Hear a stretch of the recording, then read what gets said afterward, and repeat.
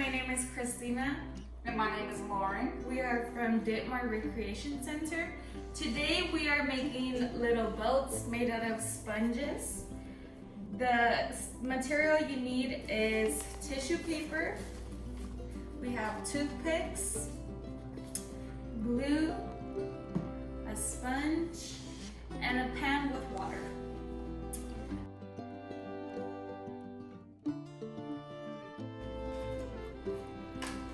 You grab a toothpick, place it inside the sponge,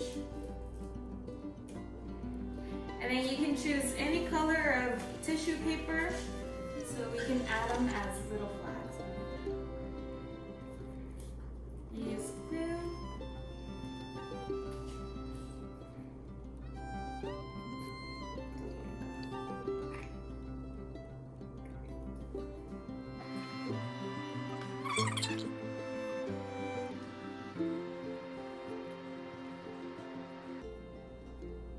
And once it's done, it's ready to go to place into the water.